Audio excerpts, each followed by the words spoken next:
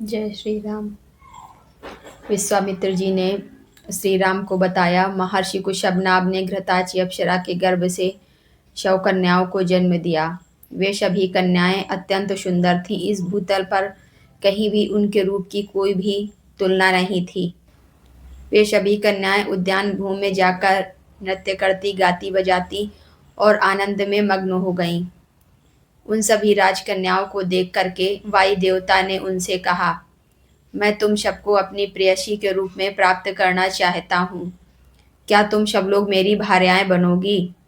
मानव शरीर में जवानी कभी भी स्थिर नहीं रहती, वो प्रतिदिन क्षीण होती जाती है। मेरे साथ विवाह करके तुम सभी लोग अक्षय यौवन प्राप्त करके अमर हो जाओगी।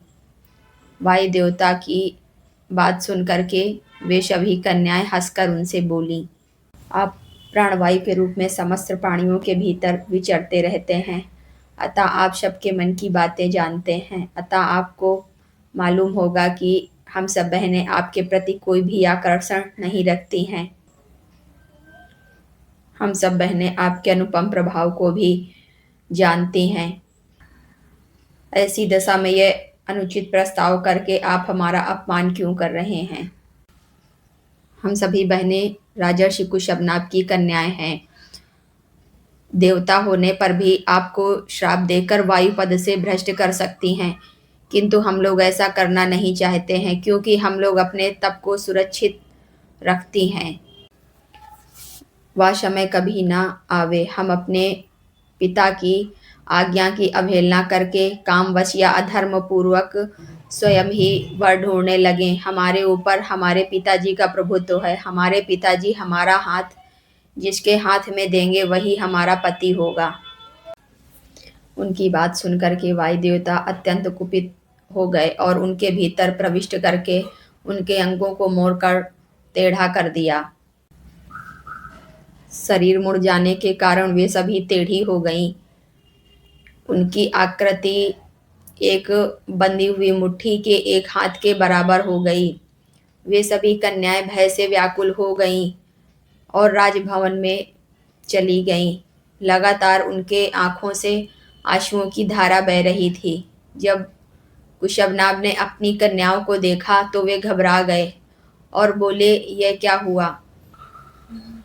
किसने तुम्हें कुबड़ी बना दिया जिससे तुम लोग तड़प रही हो, और तुम लोग मुझे कुछ बताती क्यों नहीं? अपने पिता का यह वचन सुनकर उन सभी कन्याओं ने सिर झुकाकर अपने पिता को प्रणाम किया। सभी जगह संचार करने वाले वायुदेव ने ऐसा किया है। धर्म पर उनकी दृष्टि नहीं थी। हमने कहा, देव आपका कल्याण हो, हमारे पिताजी विद्यमान हैं। आप पिताजी के पास जाइए और जा करके हमारा वरण कीजिए। यदि वे हमें सौंप देंगे तो हम आपकी हो जाएंगी, परंतु उनका मन तो पाप से बंधा हुआ है। उन्होंने हमारी बात नहीं मानी, बिना अपराध के ही हमें पीड़ा दे दिया। अपनी बेटियों की बात को सुन करके महाराज कुशभनाभ ने कहा, तुम सब लोगों ने एक मत होकर अपने कुल की मर्यादा पर दृष्टि रखी है, काम भाव को अपने मन में स्थान नहीं दिया। तुम लोगों ने यह बहुत बड़ा काम किया है। स्त्री हो या पुरुष, क्षमा ही उसका उत्तम आभूषण है। तुम सब लोगों में जैसी क्षमा या सहिष्णुता है, वह तो देवताओं के लिए भी दुष्कर है। हे पुत्रियों, क्षमा दान है, क्षमा सत्य है, क्षमा यज्ञ है, क्षमा पर ही यह संसार टिका हुआ है। कुशभनाभ ने अपनी कन्याओं को अंतापुर में जाने की आज्ञा दे दी। राजा कुशभनाभ अपने मंत्रियों के साथ बैठ करके अपने पुत्रियों के विवाह के विषय में सोचने लगे कि अपनी पुत्रियों का विवाह किस योग्य वर के साथ किया जाए। उन्हीं दिनों चूली नाम से प्रसिद्ध एक महातेजस्वी सदाचारी ब्रह्मचारी मुनि तप का अनुष्ठान कर रहे थे। उस समय एक गंधर्व कुमारी वहां रहकर उन तपस्वी मुनि की उपासना करती थी। उसका नाम सोमदा था। वह उर्मिला की पुत्री थी। वह प्रतिदिन मुनि को प्रणाम करके उनकी सेवा में ही लगी रहती थी तथा धर्म में स्थित रहकर समय समय पर मुनि की सेवा में उपस्थित होती थी। इससे मुनि उस पर बहुत ज्यादा प्रसन्न हुए।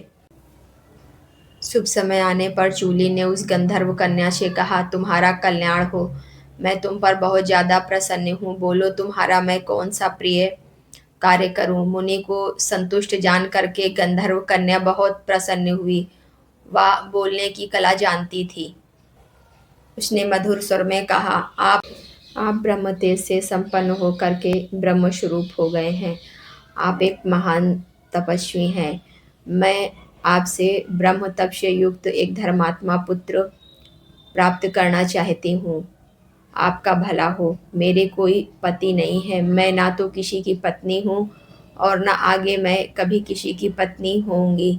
मैं आपकी शरण में आई हूँ। आप ब्रह्म बल से संपन्न मुझे एक पुत्र प्रदान करें। उस गंधर्व कन्या सोमदा की सेवा से संतुष्ट हुए ब्रह्मर्षि चूली ने उत्तम ब्रह्म तप से संपन्न उसे एक पुत्र प्रदान किया। वह चूली के मानसिक संकल्प से प्रकट हुआ मानस पुत्र था। उसका नाम ब्रह्मदत्त हुआ।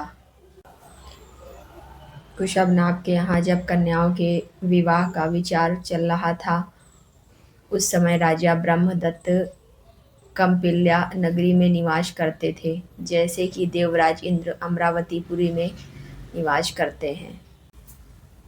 राजा कुशवनाभ ने ब्रह्मदत्त को बुलाकर प्रसन्न चित्त से अपनी 100 कन्याओं को उन्हें सौंप दिया। तेजस्वी ब्रह्मदत्त ने क्रमशः उन सभी कन्याओं का पारिग्रहण किया। विवाह के समय कन्याओं के हाथों का ब्रह्मदत्त के हाथों से स्पर्श होते ही वे सभी कन्याएं निरोग तथा उत्तम शोभा से संपन्न हो गईं। यह देख करके महाराज कुशवनाभ बहुत ज्यादा प्रसन्न हो गए और हर्ष का अनुभव करने लगे। विवाह का कार्य संपन्न हो जाने पर कुशवनाभ ने ब्रह्मदत्त के साथ अपनी सभी कन्याओं को विदा कर दिया। सोमदा ने अपने पुत्र को तथा उसके योग्य सभी पुत्रवधुओं को देख करके यथोचित रूप से उनका सम्मान किया और उन सभी राजकन्याओं को अपने हृदय से लगाया और महाराज कुशवनाभ की प्रशंसा करके वहाँ से चली गई। अगर आपको मेरा वीडियो अच्छा लगे तो इसे लाइक करें और मेरे वीडियो को शेयर करें और मेरे चैनल्स को सब्सक्राइब करें।